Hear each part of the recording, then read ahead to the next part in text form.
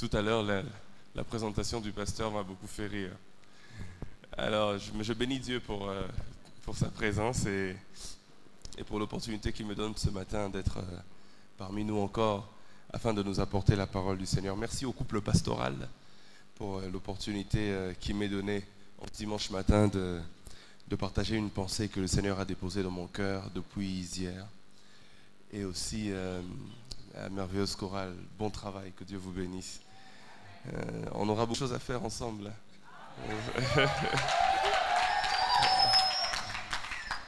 Alors, comme l'a dit le pasteur, donc c'est pour moi une première fois de venir à Bukavu, mais c'est certainement pas une dernière. Hein. Il y aura certainement d'autres occasions, des séminaires, pourquoi pas des concerts.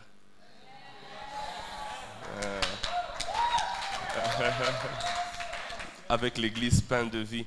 Je n'ai pas eu l'occasion d'emmener les livres cette fois-ci parce que le stock était épuisé. Mais durant ma prochaine, quand je viendrai prochainement, j'emmènerai les livres, un livre que j'ai eu à écrire, mais aussi par la grâce de Dieu les CD de mon premier album Emmanuel qui sort le mois prochain déjà. Donc prochainement, on viendra avec tout ça. Mais pour le moment, ouvrons nos Bibles dans Luc chapitre 1. Luc chapitre 1.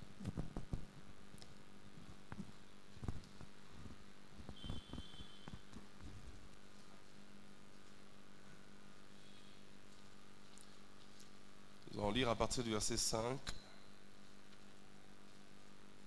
jusqu'au verset 38. Luc 1, 5 à 38. Mais avant cela, prions. Seigneur, merci pour ta parole. Merci parce que tu nous donnes aujourd'hui encore l'opportunité d'être changés, transformés, encouragés par ta parole. Nous te prions de bénir cette parole. Et nos cœurs sont préparés comme des terres fertiles afin que le grain de ta parole puisse produire en abondance. Parle-nous en ce dimanche matin, au nom de Jésus, Amen. Je commence par m'excuser aussi pour ma voix, ça fait depuis 2 jours à peu près, depuis que je suis arrivé carrément ici, que j'ai été frappé par une vilaine grippe, ce qui fait que ça tousse beaucoup et le nez est pratiquement bouché, mais Dieu nous prétend sa force, tout ira bien. Luc 1,5, la Bible déclare: au jour d'Hérode, roi de Judée, il y eut un prêtre nommé Zacharie de la classe d'Abia. Sa femme était une descendante d'Aaron et son nom était Élisabeth. Tous deux étaient justes devant Dieu et suivaient d'une manière irréprochable tous les commandements et les ordonnances du Seigneur. Mais ils n'avaient pas d'enfant parce qu'Élisabeth était stérile et ils étaient l'un et l'autre avancés en âge. Or, dans l'exercice de ses fonctions devant Dieu, selon le tour de sa classe, il fut désigné par le sort, suivant la coutume du sacerdoce, pour entrer dans le sanctuaire du Seigneur et y offrir l'encens. Toute la multitude du peuple était dehors en prière à l'heure de l'encens. Alors l'ange du Seigneur lui apparut, debout à droite de l'autel de l'encens. Zacharie fut troublé en le voyant. La peur s'empara de lui, mais l'ange lui dit: n'aie pas peur, Zacharie, car ta prière a été exaucée. Ta femme Élisabeth te donnera un fils et tu l'appelleras du nom de Jean. Il sera pour toi un sujet de joie et d'allégresse et beaucoup se réjouiront de sa naissance, car il sera grand devant le Seigneur. Il ne boira ni vin ni boisson alcoolisée. Il sera rempli d'Esprit Saint depuis le ventre de sa mère. Et il ramènera beaucoup d'Israélites au Seigneur leur Dieu. Il ira devant lui avec l'esprit et la puissance d'Élie, afin de ramener le cœur des pères vers les enfants et les rebelles à l'intelligence des justes, et de former pour le Seigneur un peuple préparé. Zacharie dit à l'ange: à quoi le saurai-je? Car moi je suis vieux et ma femme est avancée en âge. L'ange lui répondit: je suis Gabriel, celui qui se tient devant Dieu. J'ai été envoyé pour te parler et t'annoncer cette bonne nouvelle. Eh bien, tu seras muet, tu ne pourras plus parler jusqu'au jour où cela se produira, parce que tu n'as pas cru mes paroles, qui s'accompliront en leur temps. Cependant, le peuple attendait Zacharie et s'étonnait qu'il s'attarde dans le sanctuaire. À sa sortie, il ne put leur parler et ils comprirent qu'il avait eu une vision dans le sanctuaire et il se mit à leur faire des signes et demeurait muet. Lorsque ses jours de service furent achevés, il rentra chez lui. Quelque temps après, sa femme Élisabeth fut enceinte. Elle se cacha pendant 5 mois. Elle disait, voilà ce que le Seigneur a fait pour moi au temps où il a décidé de retirer ma honte parmi les humains. Au 6e mois, l'ange Gabriel fut envoyé par Dieu dans une ville de Galilée du nom de Nazareth, chez une vierge fiancée à un homme du nom de Joseph de la maison de David. Le nom de la vierge était Marie. Il entra chez elle et dit, réjouis-toi, toi qui es comblé par la grâce. Le Seigneur est avec toi. Très troublée par cette parole, elle se demandait ce que pouvait bien signifier une telle salutation. L'ange lui dit, n'aie pas peur Marie, car tu as trouvé grâce auprès de Dieu. Tu vas être enceinte, tu mettras au monde un fils et tu l'appelleras du nom de Jésus. Il sera grand et sera appelé fils du Très-Haut. Et le Seigneur Dieu lui donnera le trône de David son père. Il régnera pour toujours sur la maison de Jacob, son règne n'aura pas de fin. Marie dit à l'ange, comment cela se produira-t-il puisque je n'ai pas de relation avec un homme? L'ange lui répondit, l'Esprit Saint viendra sur toi et la puissance du Très-Haut te couvrira de son ombre. C'est pourquoi l'enfant qui naîtra sera saint, il sera appelé fils de Dieu. Élisabeth, ta parente, a elle aussi conçu un fils dans sa vieillesse, celle qu'on appelait stérile, est dans son 6e mois, car rien n'est impossible de la part de Dieu. Marie dit, je suis l'esclave du Seigneur, qu'il m'advienne selon ta parole. Et l'ange s'éloigna d'elle. Amen. Ce matin, frères et sœurs, dans les quelques minutes qui me sont données, j'aimerais nous parler de ce thème, rien n'est impossible à Dieu. Rien n'est impossible à Dieu.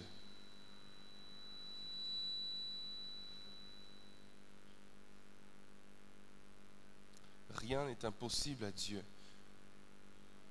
Ce n'est pas la première fois dans la Bible que cela est dit. Cela est aussi dit dans Genèse chapitre 18, verset 14.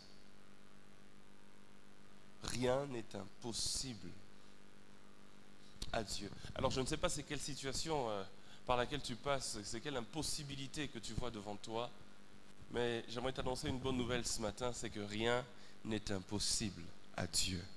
Si tu peux m'aider à encourager ton voisin, à lui dire rien n'est impossible à Dieu. Deux fois, nous, en tant qu'humains, avec nos moyens limités, avec notre pensée limitée, lorsque nous nous retrouvons face à une situation, on se dit, mais comment ça se fera? C'est impossible que ça puisse se faire. Deux fois, lorsqu'on a un projet ou lorsque le leader vient nous dire, voilà ce qu'on va faire, voilà la vision que Dieu m'a donnée, et puis on le regarde, on dit, mais comment est-ce que cela vraiment va se faire? La bonne nouvelle en ce dimanche matin, c'est que Dieu a des moyens illimités. C'est que Dieu a des méthodes spéciales pour nous atteindre. Il n'y a aucune situation humaine qui puisse être impossible à Dieu. Je veux vous encourager, vous allez vous dire que Élisabeth était vieille, c'est vrai, Marie, n'avait pas encore connu d'homme, plusieurs autres femmes stériles, âgées, qui ont eu des enfants dans la Bible, mais tout ça, ça reste dans la Bible, ça reste dans la Bible, c'est des histoires qu'on nous raconte juste pour nous encourager.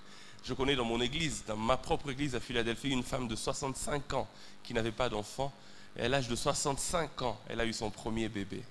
Parce que rien n'est impossible à Dieu.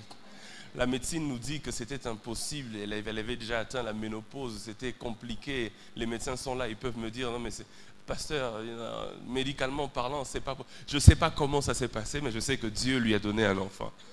Parce que rien n'est impossible à Dieu. Là où nous plaçons nos limites, c'est pour nous, mais nos limites ne sont jamais les limites de Dieu. Dieu n'a aucune limite, Dieu n'a aucune barrière qui puisse l'empêcher d'agir. Alléluia. Parce que la parole de Dieu, même s'il y a une grosse pierre autour de notre tombe, la parole de Dieu est toujours entrée dans cette tombe. Lorsque Jésus a dit à ses disciples, lorsqu'il disait aux gens qui étaient autour de la tombe de Lazare, il dit « enlevez la pierre ». Il ne demandait pas d'enlever la pierre parce que la pierre avait la capacité d'empêcher sa parole d'entrer. Non. Lorsqu'il a dit Lazare sort, aucune pierre ne pouvait empêcher cette parole d'entrer. mais il demandait qu'on enlève la pierre pour que Lazare ait la capacité de sortir après que le miracle se soit fait. La barrière n'est pas une barrière pour Dieu, la barrière est une barrière pour l'homme. Et quand Dieu décide d'enlever la barrière, c'est pour que toi tu aies l'accès libre pour sortir. Je prie que toute barrière de ta vie soit ôtée parce que rien n'est impossible à Dieu. Dans ce texte, ce long texte que nous avons lu, ce texte généralement il est lu aux alentours du 25 décembre parce que ça part de la nativité du Christ, la nativité de Jean-Baptiste. C'est généralement aux alentours de cette période-là qu'on lit ce texte. Mais aujourd'hui, alors qu'on est très loin de décembre, vous allez me dire pourquoi anticipativement tu nous donnes ce texte. Ce texte a bien plus de richesses à exploiter, des richesses qui sont intemporelles, qui ne dépendent pas de la période. Et ce matin, nous allons voir quelques-unes de ces richesses. La Bible dit qu'il y a eu un ange qui s'appelle Gabriel. Cet ange, c'est le messager de Dieu. Dieu lui a envoyé apporter un message. Lorsque Gabriel va apporter un message, il apporte ce message à 2 personnes. Gabriel va d'abord voir un homme du nom de Zacharie. Ensuite, il va voir une femme du nom de Marie. Les 2 faisaient face à des impossibilités. Les 2 faisaient face à des impossibilités d'avoir des enfants. Zacharie ne pouvait pas avoir d'enfants, ne pouvait plus avoir d'enfants parce que l'âge était avancé, la Bible le dit. Marie ne pouvait pas avoir d'enfants parce qu'elle-même le dit à l'ange, elle dit « mais comment cela se fera-t-il? Je n'ai jamais connu d'homme. » Les 2 faisaient face à une certaine impossibilité. L'ange leur apparaît aux 2. Apparaît d'abord à Zacharie, un homme, pour lui dire, écoute, ce qui va se faire, tu auras un fils. Et puis il apparaît le même ange à Marie, une femme, pour lui dire, écoute, tu auras aussi un fils. La visitation de Dieu ne dépend pas de sexe.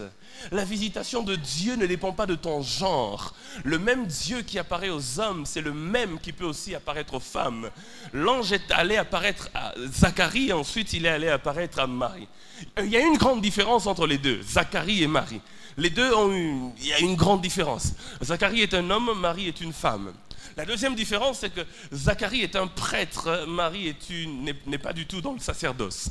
Zacharie est dans les choses de Dieu, il sert Dieu dans le temple, mais Marie était juste une femme qui craignait juste Dieu, mais qui n'avait pas un appel particulier à servir dans le temple. Et il y a de ceux qui servent Dieu de manière je veux dire de manière continuelle, c'est un destin pour eux, c'est une mission pour eux. Et il y en a qui servent Dieu mais autrement, ils ne sont pas forcément dans le sacerdoce, mais ils sont ailleurs, ils servent Dieu de leur manière et ils craignent Dieu et ils aiment le Seigneur tout autant. Zacharie était un homme âgé, Marie était une femme qui était bien jeune. Le même Dieu qui peut apparaître aux vieux est le même qui peut aussi apparaître aux jeunes, parce que tous sont égaux aux yeux de Dieu. Il n'y a pas de favoritisme. C'est pourquoi ce matin, j'aimerais dire, peu importe la situation dans laquelle tu te trouves, peu importe le rang dans lequel tu es, peu importe le groupe dans lequel tu appartiens, Dieu est capable de t'apparaître, de te visiter dans ta situation, dans ton rang, dans ton genre, dans ta classe. La 4e et la dernière différence, c'est que Zacharie, l'ange lui est apparu dans le temple alors qu'il servait dans le temple, alors que Marie, l'ange ne lui est pas apparu dans le temple. J'imagine qu'elle était peut-être chez elle à la maison et l'ange lui est aussi apparu là-bas. Dieu ne dépend pas de lieu. Dieu ne dépend pas d'un système établi. Dieu, il n'y a pas de barrière qui le limite. Il n'y a pas de boîte dans laquelle on peut la mettre pour dire Dieu il va de là jusque là, il va de là jusque là. Dieu est au-delà du système qu'on établit. Le même Dieu qui peut faire un miracle pour toi ici, dans cette salle, dans cette église, est le même Dieu qui peut te visiter même dans ta chambre à coucher pour faire quelque chose d'extraordinaire. Il n'est pas limité par les limites que nous donnons. Et je prie que cela ne dépende pas de l'âge, ni du sexe, ni du temps, ni de l'espace. Que Dieu puisse te visiter au nom de Jésus-Christ de Nazareth. La Bible parlant de Zacharie dit, c'était au jour d'Hérode, roi de Judée, qu'il eut un prêtre nommé Zacharie de la classe d'Abia. Sa femme était une descendante d'Aaron et son nom était Élisabeth. La Bible déclare que tous deux étaient justes et ils suivaient Dieu d'une manière irréprochable. J'aimerais donner quelques vérités contenues dans le texte qu'on a lu, quelques 4, 5 ou 6 vérités, et puis on va prier. La Bible déclare que c'était au jour d'Hérode. Nous connaissons Hérode, un roi méchant, un roi bizarre, qui ne craignait pas l'Éternel. Il n'avait rien à voir avec Dieu. Un homme méchant. Mais au même jour, l'Éternel dit qu'il y avait, la Bible dit qu'il y avait un homme qui s'appelait Zacharie, qui avait sa femme qui s'appelait Élisabeth. Ils étaient tous deux de la classe d'Abia et eux, ils craignaient l'Éternel. Les deux vivaient à la même époque, les deux vivaient à la même période, mais les deux avaient une crainte de Dieu différente. Zacharie et Élisabeth craignaient Dieu de manière profonde, de manière irréprochable, mais Hérode de l'autre côté qui vivait à la même période, le contemporain de Zacharie, contemporain d'Élisabeth, lui il se perd dans les choses de ce monde. On peut grandir dans la même famille, on peut fréquenter la même église, on peut naître à la même époque, mais servir Dieu différemment, aimer Dieu différemment et craindre Dieu différemment. On peut être dans le même milieu qui se perd, mais être quelqu'un qui craint Dieu. La Bible déclare au sujet de Samuel qu'il grandissait avec les fils d'Élie à côté de l'arche de l'alliance, là où les fils d'Élie faisaient des bêtises et ils couchaient avec les femmes, ils volaient la viande du Seigneur. Mais Samuel était consacré à Dieu dans le même environnement, alors que tout le monde se perdait. Lui, il avait décidé de rester ferme. Frères et sœurs, le fait que tu te perdes le jour du jugement, tu ne vas pas dire c'est à cause du voisin ou de la voisine. Parce que Dieu va te sortir quelqu'un qui faisait face à des situations pires que toi, mais qui a gardé sa foi dans le Seigneur. Alors même si dans ta famille, personne ne craint Dieu, même si dans ton église, personne ne sert Dieu en vérité, même si dans ton école, personne ne craint Dieu en vérité, j'aimerais dire à quelqu'un, il est possible que toi, même dans un environnement pourri, que tu vives une vie qui plaît à Dieu. Parce que Dieu vit au-dedans de toi. Ils étaient justes devant Dieu. La Bible déclare qu'ils étaient justes devant Dieu. Justes devant Dieu. La Bible déclare qu'ils suivaient les ordonnances de Dieu d'une manière irréprochable. Il n'y avait aucun reproche à leur faire. Lorsqu'on vient dans le domaine d'aller à l'église, ils étaient toujours réguliers. Ils n'avaient jamais raté un culte. Lorsqu'il fallait craindre Dieu, même au travail, ils craignaient Dieu. Ils n'avaient jamais détourné l'argent de l'État. Lorsqu'il fallait craindre Dieu dans leur mariage, ils craignaient Dieu. Zacharie n'avait jamais trompé Élisabeth n'avait jamais trompé Zacharie. Lorsqu'il fallait craindre Dieu, même dans le domaine de l'argent, ils craignaient Dieu. Ils payaient leurs dîmes, ils payaient leurs offrandes, ils étaient réguliers dans leur manière de servir Dieu, même avec leurs avoirs. La Bible dit, c'est pas moi qui dis, ils suivaient les ordonnances de Dieu et les commandements de Dieu d'une manière irréprochable. Oh, j'aimerais que Dieu donne ce témoignage de moi. Si la Bible devait être écrite aujourd'hui, et qu'on devait prendre l'histoire de l'église Pain de Vie et l'écrire dans la Bible pour que les générations futures puissent commencer à lire qu'il y avait à Bukavu une église Pain de Vie avec des fidèles en grand nombre, est-ce qu'il y aurait quelqu'un ici dans cette église dont le Saint-Esprit lui-même rendrait témoignage en disant que ce frère-là ou encore cette sœur-là suivait les ordonnances de Dieu d'une manière... C'est fort ça, c'est-à-dire il n'y a aucun reproche à lui faire. C'est-à-dire irréprochable. Ils étaient droits devant le Seigneur. Droits devant le Seigneur. Dans tous les domaines possibles. On ne dit pas qu'ils ont obéi à un commandement, mais après ils avaient du mal à obéir à un autre commandement. Non, non, non, on dit tous les commandements de Dieu là, eux, ils les respectaient d'une manière irréprochable. Zacharie et Élisabeth, un couple modèle. Je suis sûr que dans leur quartier, tout le monde pouvait les prendre comme modèle. Le verset 7 est intéressant et il est même bizarre. La Bible déclare, malgré qu'ils suivaient Dieu d'une manière irréprochable, ils n'avaient pas d'enfant. Parce que Élisabeth était stérile.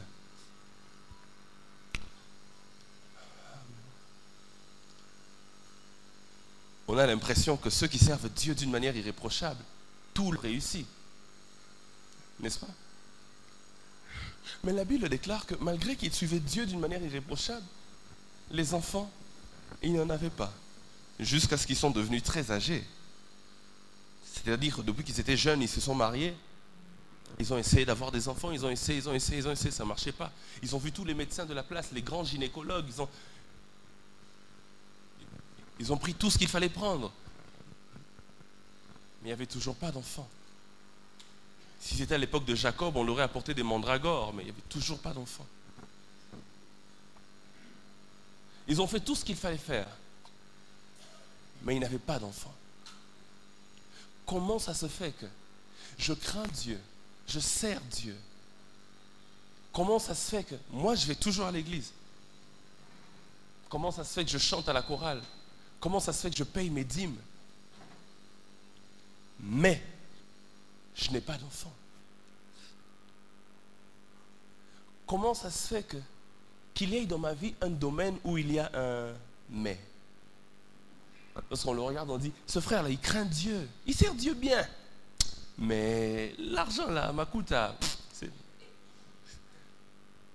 lorsqu'on le regarde, on dit, ce frère-là, cette sœur-là, elle est bien, elle est parfaite. Mais bizarrement, toutes celles qui ne craignent pas Dieu se sont mariées. Mais elle qui a gardé sa virginité jusqu'aujourd'hui, elle là, mais elle n'a pas de mariage.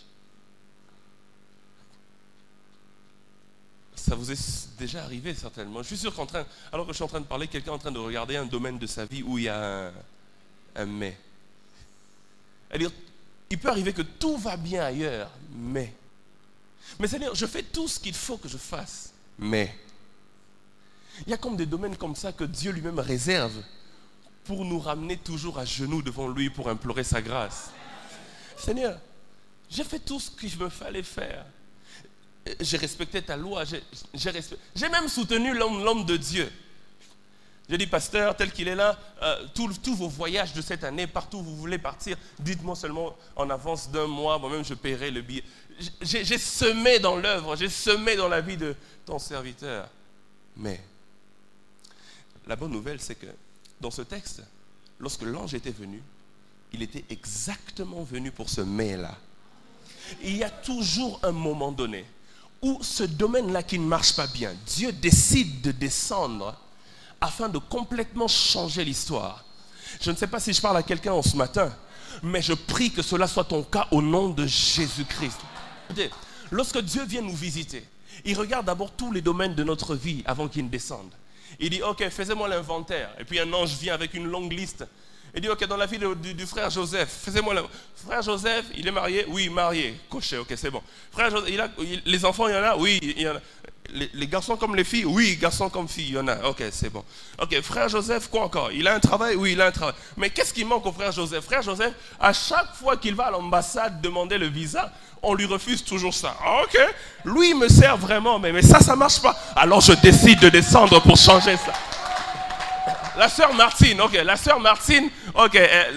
le mariage, oui, elle a eu un mariage, le plus grand mariage de Bukavu. Elle est mariée à un homme très riche. Ok, elle sert Dieu? Oui, elle sert Dieu. Ok, sa famille, ça va. Mais qu'est-ce qui lui manque? Il lui manque qu'elle a seulement des filles. Elle prie pour avoir ne serait-ce qu'un seul garçon. Et puis Dieu dit, ok, d'accord, je descends pour changer ça. Ah, ma prière ce matin, c'est que Dieu descende pour changer la situation qui a longtemps duré sans réponse. Je suis venu ce matin dire à quelqu'un qui a une situation dans ta vie qui a longtemps duré. Zacharie, combien de fois il a eu à prier pour ça? Écoutez, c'est un homme qui connaissait la valeur de la prière. C'est un homme qui connaissait la valeur du service que l'on rend à Dieu. Depuis son jeune âge, il était appelé à la prêtrise jusqu'à ce qu'il est devenu avancé en âge. Je suis sûr que Zacharie a prié longtemps pour avoir un enfant, mais il n'en avait toujours pas. La bonne nouvelle, c'est que la prière, elle ne pourrit jamais. Il n'y a jamais de date d'expiration de la prière.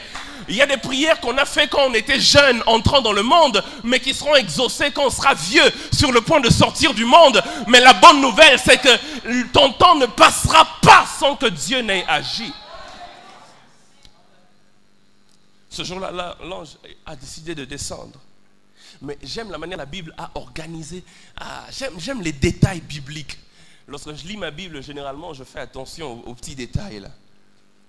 J'aime les petits détails que la Bible donne. La Bible déclare au verset 8, « Or, dans l'exercice de ses fonctions devant Dieu, selon le tour de sa classe, il fut désigné par le sort, suivant la coutume du sacerdoce, pour entrer dans le sanctuaire du Seigneur et y offrir l'encens. » Quelqu'un dit Amen. On vient de dire à Zacharie, on dit, ok Zacharie, bon, maintenant là, on a tiré au sort, c'est comme ça que ça se faisait à l'époque, on a tiré au sort et c'est toi qui dois servir, c'est toi qui dois entrer dans le temple pour offrir l'encens et faire des prières en faveur du peuple. Zacharie ne dit pas, bon, écoutez, moi, votre Dieu là, qu'il faut aller servir dans le temple là, enfant seulement demandé, il n'a jamais donné. Au lieu d'aller la servir dans le temple, laissez-moi tranquille. Zacharie n'a pas dit ça. La Bible déclare qu'il est entré dans le temple, il allait offrir l'encens. Lorsqu'il est entré dans le temple pour offrir l'encens, l'ange descend là et Dieu exauce la prière qu'il a faite il y a longtemps. J'aimerais vous donner un principe. Certaines prières que nous faisons ne sont pas exaucées parce que nous avons prié, mais sont exaucées parce que nous servons Dieu. Ok? Dieu a exaucé Zacharie le jour où il est entré dans le temple pour servir le Seigneur, remplir son rôle. Et c'est son service qui a attiré l'exaucement de Dieu. C'est pourquoi il est une erreur de dire « J'ai longtemps demandé à Dieu, il n'a pas fait, alors j'arrête de le servir. » Non, non. Dieu attend justement que tu le serves toujours.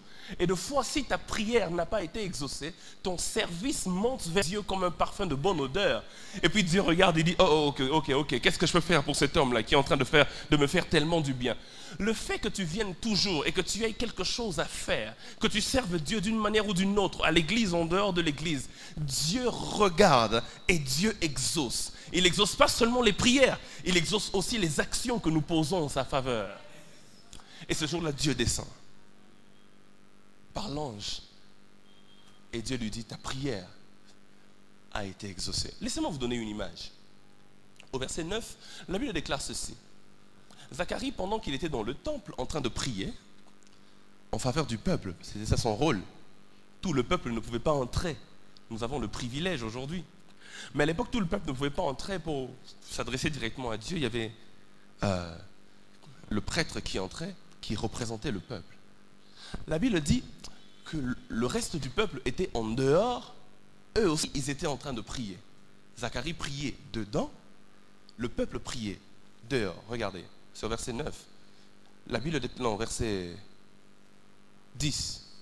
Toute la multitude du peuple était dehors en prière à l'heure de l'encens. Le peuple est resté dehors, mais n'est pas resté dans la distraction. Le peuple priait.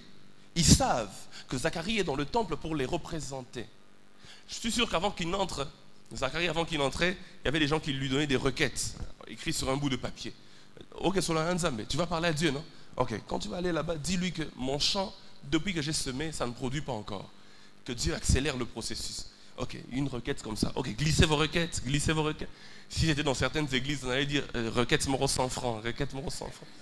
Elle dit, ok, donnez vos requêtes. Ok, toi c'est quoi? Moi, il pleut partout, mais dans la région dans laquelle j'habite, il ne pleut pas. Demande à Dieu de faire pleuvoir parce que nos récoltes risquent d'en pâtir. Ok, moi c'est l'enfant, moi c'est le travail. Ok, il entre.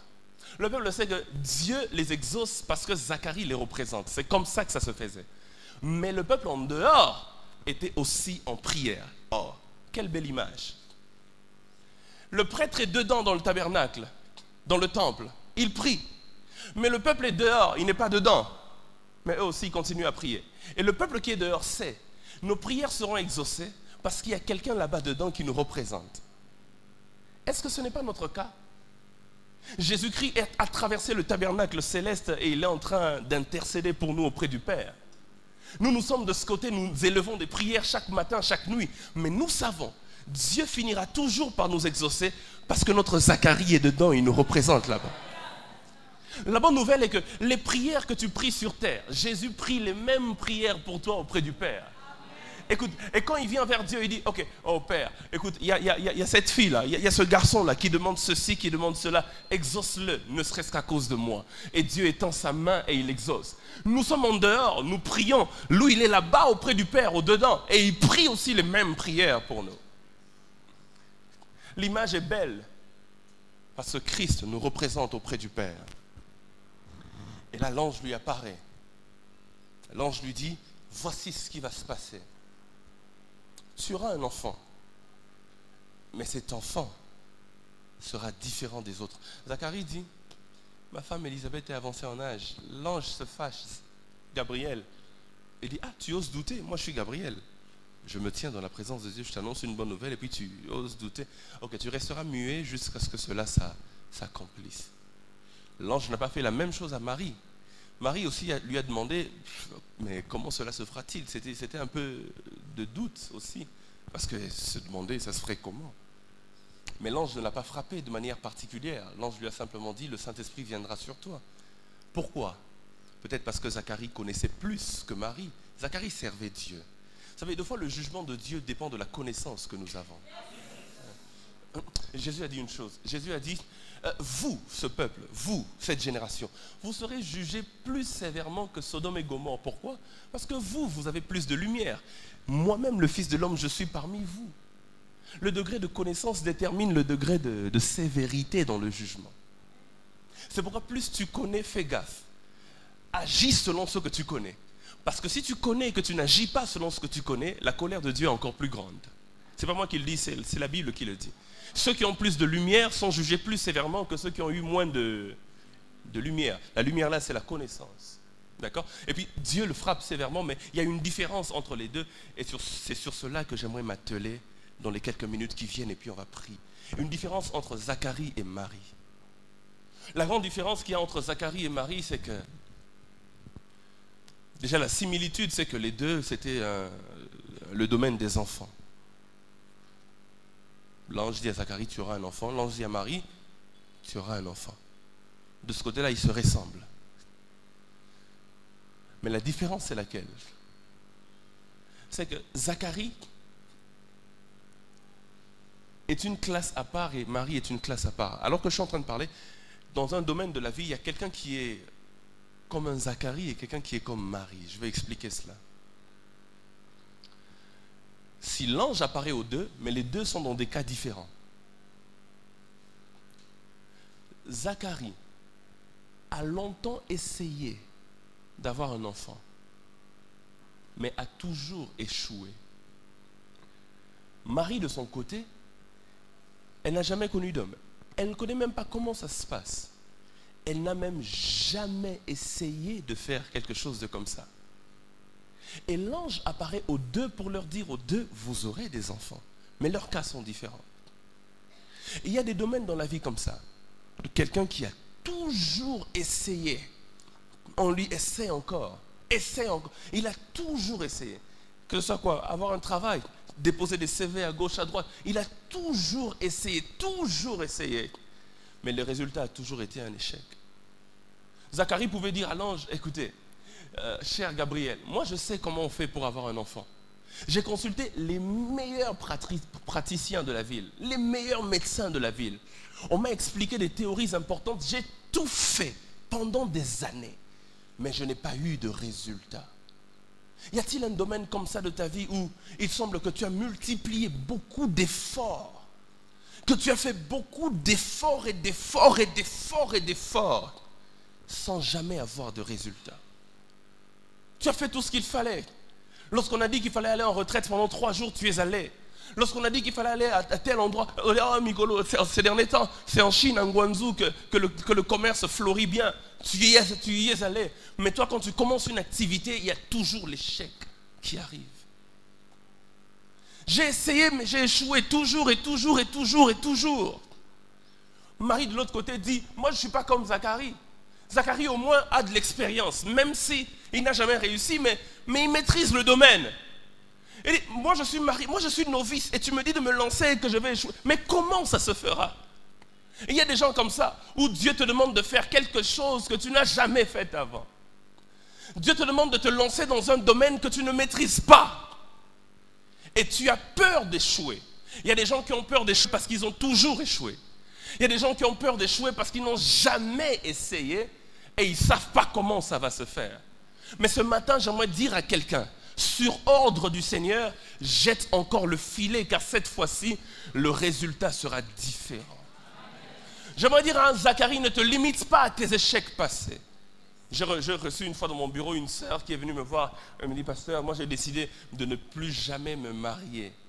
Enfin, de ne pas me marier, de jamais me marier. J'ai dit, ok, d'accord, c'est une bonne décision, hein, si ça te plaît. Tu es sûr? Oui, en tout cas, je ne vais pas me marier. Elle dit, mais pourquoi tu ne vas pas te marier? Moi, je ne vais pas me marier, pasteur, parce que tel que je suis là, je n'ai jamais rien fait de mal.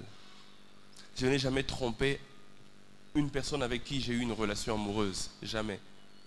Mais tel que je suis là, pasteur, 10 fiancés se sont présentés. À chaque fois, on leur a donné la liste. Mais ils ont tous fini par fuir. La liste n'était même pas une grande liste, c'était quelque chose de basique. Jusqu'au point où le dernier qui est venu, mon père était tellement fatigué de me voir à la maison qu'il a dit « Attends, fais-les zoya kende ». Mais eux tous finissent toujours par partir. Eux tous finissent toujours par fuir. J'ai toujours essayé. J'ai essayé avec le premier, avec Rigobert, ça n'a pas marché. J'ai essayé avec Jean aussi m'a laissé tomber. J'ai essayé avec Jacques m'a laissé. J'ai essayé avec tel. Pasteur, je suis fatigué, j'ai décidé de ne plus jamais. Ah, je sens qu'il y a un Jean et un Jacques quelque part. Amen, hein? J'ai essayé, mais ça n'a toujours pas marché. Pasteur, je suis fatigué, je laisse tomber. J'ai prié avec elle, Dieu m'a donné ce passage, j'ai dit cette fois-ci essaie encore. On a prié, on dit Seigneur envoie la bonne personne.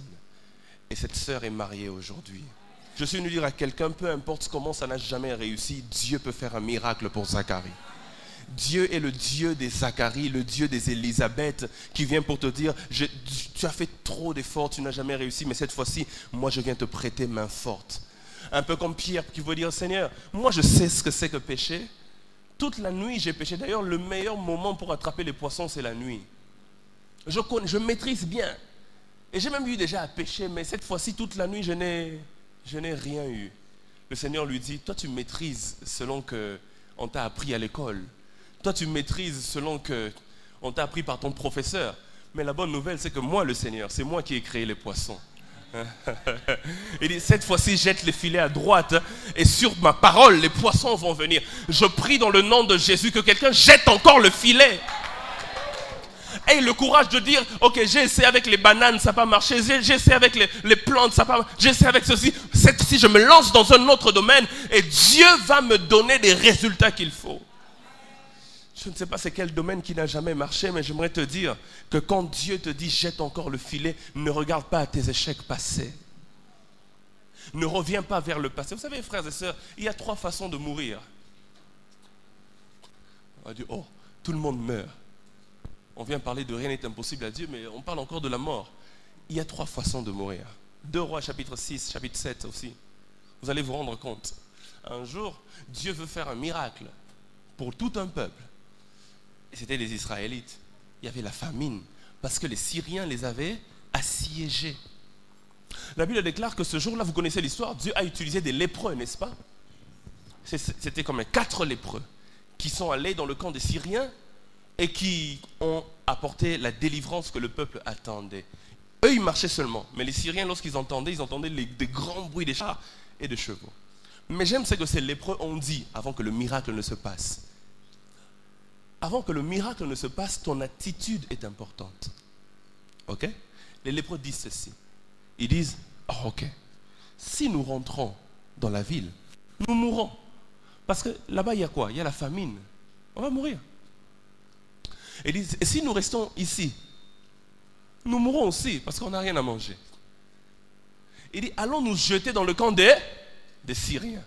S'ils nous tuent, nous mourrons. De toute façon, qu'on meurt par la famine, qu'on meurt par l'épée, tout ça c'est la mort.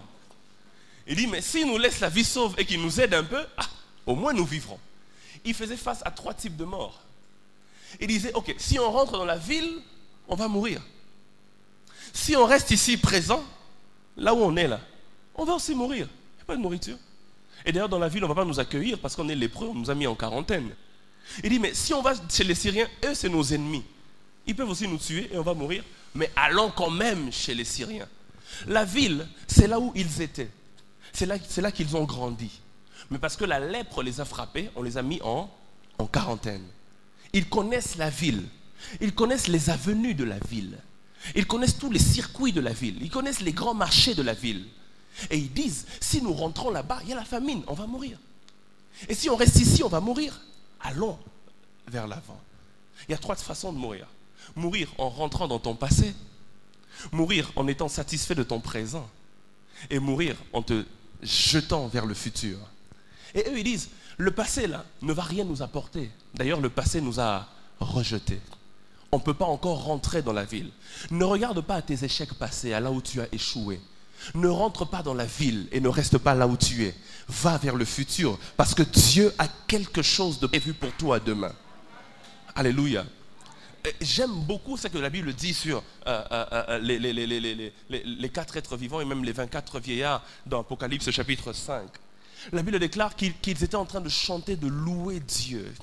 Mais ils avaient le regard placé sur 3 côtés différents. Ils disaient, Saint, Saint, Saint est l'Éternel, celui qui était, qui est et qui vient. Alléluia. Pourquoi il disait celui qui était, qui est et qui vient? Parce que la Bible, l'apôtre Jean donne un détail important. Il dit que ces 4 êtres vivants, il y en a un qui avait l'image de l'aigle, l'autre qui avait l'aspect d'un lion, l'autre qui avait l'aspect d'un homme et l'autre qui avait l'aspect... Il donne beaucoup de descriptions. Il dit, mais ils avaient une particularité. Ils avaient des yeux derrière, à l'intérieur et devant. C'est ce que la Bible dit. Et quand il disait Saint, Saint, Saint est l'Éternel, celui qui était, c'est parce qu'ils avaient les yeux derrière. Celui qui est, parce qu'ils avaient des yeux à l'intérieur. Celui qui vient, parce qu'ils avaient des yeux devant. J'aimerais dire à quelqu'un, lorsque le passé n'a pas été satisfaisant, regarde à l'avenir, parce que Dieu peut faire un miracle pour toi aujourd'hui. Rien n'est impossible à l'Éternel. Est-ce que je parle à quelqu'un ce matin? Il n'y a pas d'impossibilité pour Dieu. Ah mais Seigneur, moi, les examens d'État là, moi, je connais quelqu'un qui a fait l'examen d'État 10 fois, qui n'a jamais réussi. Envie de lui dire seulement, mais il est là où tu es,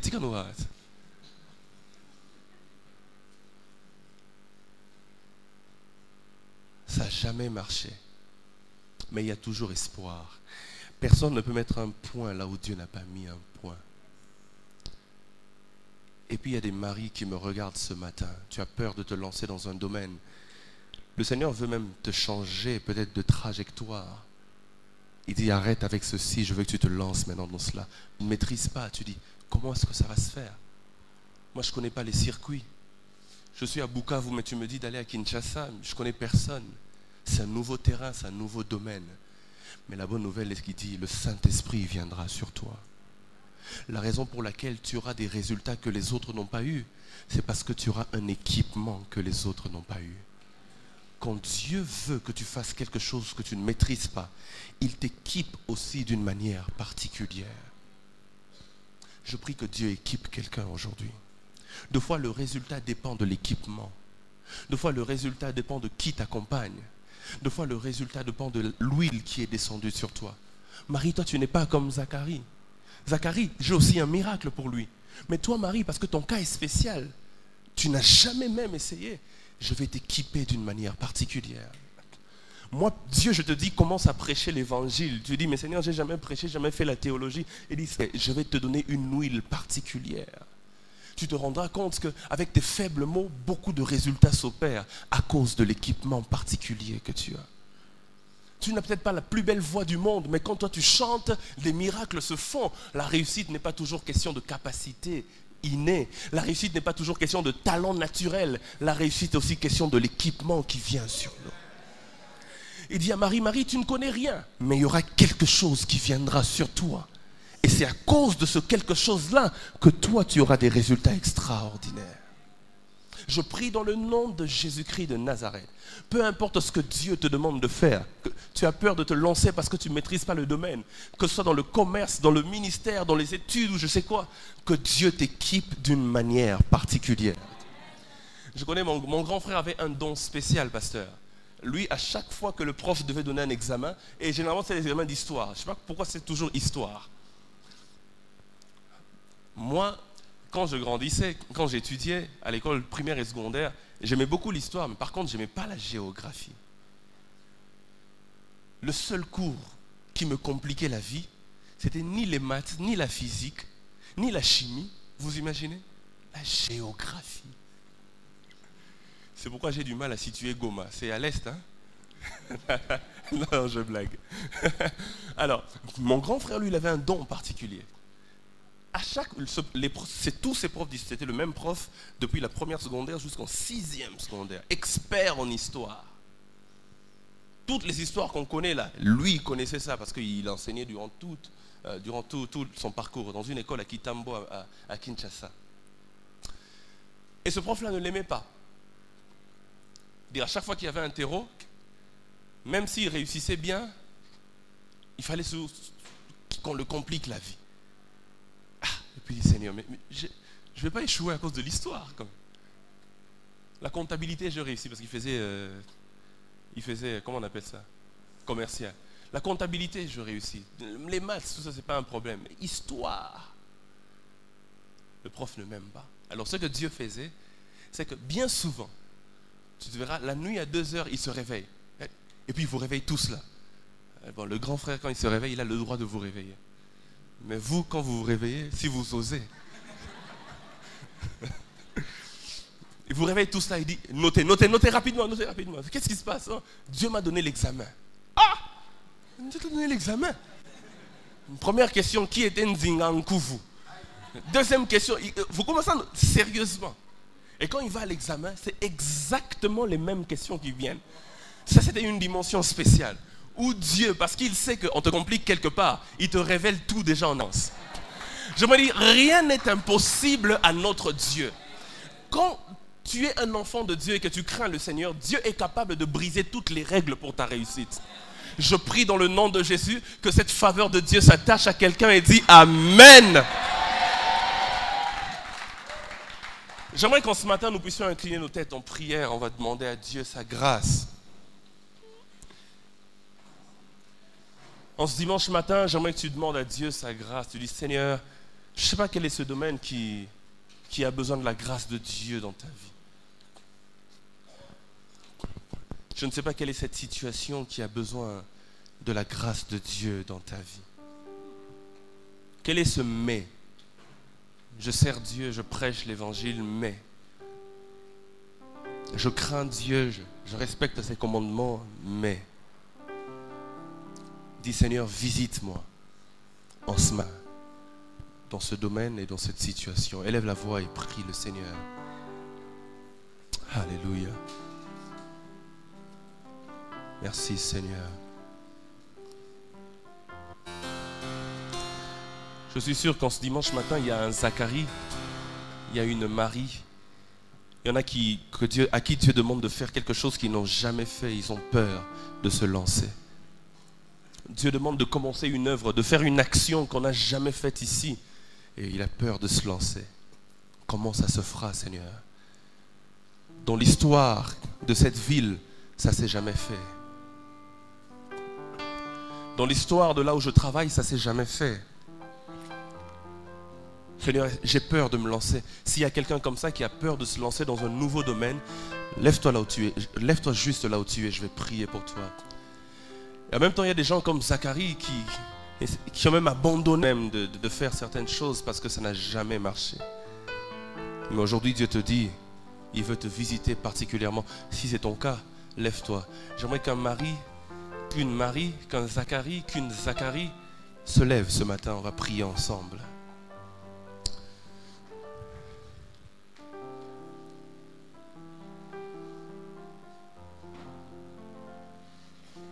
Fais-nous grâce, Seigneur. Fais-nous grâce, Seigneur. Avant que je ne prie pour toi, est-ce qu'en 30 secondes, tu peux toi-même élever la voix et dire à Dieu, Seigneur, fais-moi grâce. Visite-moi comme tu as visité Marie. Visite-moi comme tu as visité Zacharie. Rien n'est impossible à Dieu. Visite-moi, Père. Qu'un miracle se passe. Qu'un miracle se passe. Qu'un miracle se passe. Alors que tu es en train de prier, Dieu est en train de changer la situation. Alors que tu es en train de prier, Dieu est en train de changer la situation. Élève la voix, prie. La Bible déclare, malgré que Zacharie priait dans le temple, le peuple en dehors n'était pas dans la distraction, il priait aussi. Prie. Ce matin, c'est pour toi, mais j'aimerais que tu pries toi-même aussi. Prie le Seigneur. Dis Seigneur, fais-moi grâce, fais-moi grâce. Élève les prières, élève des prières, élève des prières, élève des prières. Oh Rabasha Kante Kapata. Oh Merebeka Saprite Kaunte Kebeseka. C'est peut-être dans le mariage. Seigneur, ça ne marche pas, j'ai pas d'enfant. Seigneur, ça ne marche pas, je n'ai pas de mariage. Tu as le droit de demander à Dieu. Il dit, demandez afin que votre joie soit complète. Seigneur, mes finances n'évoluent jamais. L'argent, c'est un problème pour moi. Seigneur, je prie que tu fasses quelque chose de différent. Parce que rien n'est impossible à Dieu. C'est peut-être pour ton église. Tu dis, Seigneur, je prie pour tel domaine de l'église. Je prie que ça décolle. Élève ta voix, commence à prier parce que Dieu veut répondre à tes prières. Alléluia. Alléluia. Alléluia. Il y a quelqu'un qui est sur le point de se marier, mais qui n'a pas d'argent, il n'a pas suffisamment d'argent. Et il a peur. Comment ça va se faire? Comment ça va se faire? Comment ça va se faire? Le Seigneur me dit de te dire, tu es ici dans cette salle, il sera avec toi. Tous ceux qui sont debout, levez vos deux mains vers le ciel, je vais prier pour vous.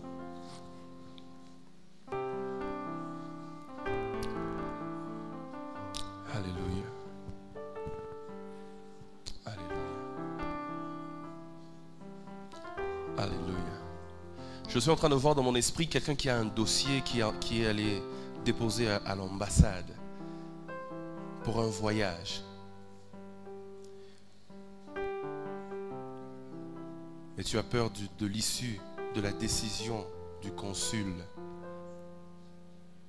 Et tu demandes que Dieu puisse te faire grâce. La grâce de Dieu est descendue sur toi. Je dis, la grâce de Dieu est descendue sur toi. Seigneur, je viens avec ton peuple devant toi. En ce dimanche matin, il y a des Zacharie, il y a des Marie parmi nous. Et cette parole me concerne particulièrement moi qui parle, parce qu'il y a des choses que tu veux que je fasse. Et de fois, humainement parlant, il y a une peur, comme pour dire, mais Seigneur, personne n'a jamais fait ça. Est-ce qu'on a déjà entendu parler d'une femme quelque part qui n'a pas connu d'homme, mais qui a eu un enfant? Ça s'est jamais fait. Zacharie, ça va encore parce qu'il y a eu des stériles et des vieilles comme Sarah dans la Bible qui ont eu des enfants. Il y a une référence dans le passé. Mais il y a des choses que tu nous demandes de faire, Seigneur, avec aucune référence. Tu veux qu'on soit des pionniers. Tu veux que ça commence par nous. Tu veux que nous, on devienne la référence. Seigneur, il y a quelqu'un ici, dans cette salle, alors que je suis en train de prier, à qui tu as demandé quelque chose de particulier. Lorsqu'il regarde dans l'histoire de sa famille, ça ne s'est jamais fait. Je prie que tu fasses de lui un pionnier. Donne-lui l'onction d'Abraham. Donne-lui l'onction d'Abraham qui a commencé des choses que personne n'a faites avant. Au nom de Jésus-Christ de Nazareth.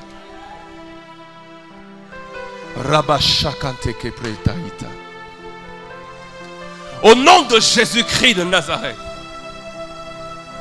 Seigneur, il n'y a aucune référence. S'il n'y a aucune référence, alors tu veux que je devienne la référence. Ici, dans cette ville, je prie que tu fasses avec cette église des choses qui feront d'elle une référence. Je prie que l'onction qui est descendue sur Marie en ce jour-là descende sur quelqu'un ici en ce lieu. L'onction de commencer les choses qui n'ont jamais été faites avant.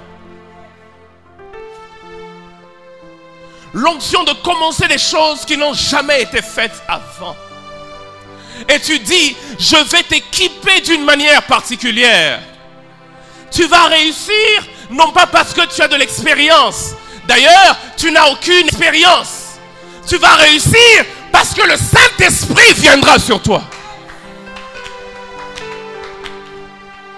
L'ombre du Tout-Puissant va te recouvrir.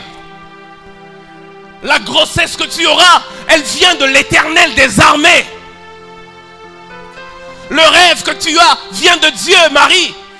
La vision qu'il y a dans ton cœur vient du ciel. Ça ne vient pas d'un homme. La preuve, c'est que quand tu racontes cela aux hommes, les hommes ne te comprennent pas. Même aux hommes spirituels, ils ne te comprennent pas. Certains même te disent que tu as un peu trop de zèle. C'est parce que ce n'est pas un homme qui t'a donné cette vision, c'est Dieu qui t'a donné cette vision. Chaque vision qui vient de Dieu dépasse les hommes. Mais parce que ça vient de Dieu, je déclare qu'il n'y aura pas d'avortement. Mais parce que ça vient de Dieu, je déclare qu'il n'y aura pas de fausse couche. Mais parce que ça vient de Dieu, ça verra le jour. Et même si ça ne s'est jamais fait avant, tu deviendras dans l'histoire le pionnier, celui qui va ouvrir le chemin. Alléluia. Je prie que cette grâce descende sur toi. Je prie que Zacharie, tu aies le courage de recommencer. Parce que cette fois-ci, c'est sur la parole de l'Éternel. Je suis Gabriel. Je me tiens dans la présence de Dieu. Et je suis venu en ce matin t'annoncer une bonne nouvelle. Avant 1 an, la chose que tu demandes à Dieu, il te l'accorde. Rabashate kaprete zaka. Je libère ce miracle dans ta vie. Je libère cet exaucement dans ta vie. Je libère cette visitation dans ta vie. Je libère cela au nom de Jésus-Christ. Quelqu'un ne comprendra pas. Je n'avais pas d'argent pour étudier en cette année qui commençait. Mais Dieu va faire des choses miraculeuses. Car rien n'est impossible à Dieu. Il y a un Élie qui ne comprendra pas. Je n'ai pas semé, je n'ai pas tué un animal ni pour le préparer au four. Mais il y a un corbeau spécial que Dieu va déléguer afin qu'il puisse te donner du pain et de la viande durant tous les jours de ta vie. Il y a des moments où Dieu, parce qu'il a posé ses principes, Seigneur, il y a des moments où toi-même, parce que tu as posé tes principes, tu veux que si nous voulons réussir, nous devons seulement obéir aux principes que tu as posés. Mais il y a aussi des moments où toi-même, tu sors de tes principes. Il y a des moments où toi-même, tu sors de ta propre loi. Et c'est comme ça que le miracle s'opère. Seigneur, opère un miracle pour quelqu'un. Au nom de Jésus-Christ. Reçois cela dans tous les domaines de ta vie. Que quelque chose change. Une femme qui a besoin d'un enfant, tu l'as au nom de Jésus-Christ. Reçois cela au nom de Jésus de Nazareth. Seigneur, merci. Nous recevons ton équipement. Nous recevons ton onction. Nous recevons la capacité de réussir. Parce que rien n'est impossible à Dieu. Et tout est possible à celui et à celle qui croient. Au nom de Jésus, Amen.